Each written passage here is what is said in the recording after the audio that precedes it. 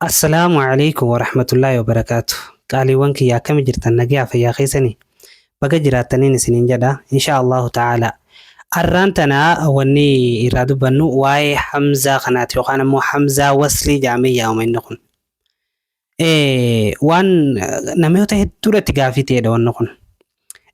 Inni kun waan ajaa'ibaa yeroonii fi isaan eegaltu yookaan ammoo awwala jechaa irratti hoggaanii fi dhufee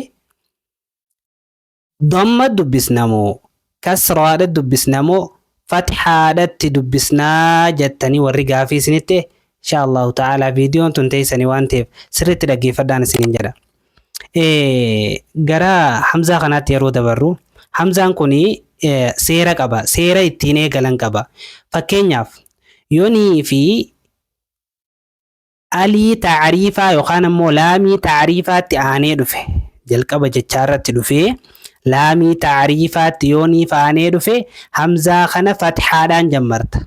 Fakkeenyaaf alladhiina, ashamsu, alqamaru hedduu dhagaa. Wanni aljee aliidhatti aanee dhufe hundinuu hamzaa wasliidhaa maal taha? Fathaa taha. Akkasuma gizeen inni dhammaa ta'uu yoo qubeen isarraa sadaffaa jirtu ضمة تاتي همزة وصليدا خيتين إيجل تسانيس مالتها ضمة تهاجتو فكين يتقولين هاي لالو انظر كيف كان عاقبة المكذبين انظر هو جتو همزة وصليدا هم ضماتي سبب نساتو وان ظان قبين سراسة دفادا ضماتاتي يرون إني كسراته yeroon inni kasraa ta'u yeroo qubeen isarraa sadaffaa jirtu kasraa tahe inninis kasraa taha jechuu. Fakkeenya tokko waliin haa ilaallu.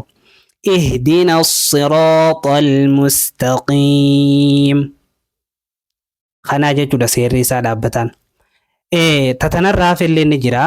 Kaseera kana khallafee dhufullee ni jira. Viidiyoo itti aanu keessa waliin ka ilaallu ta'a. Salaamu alaikum.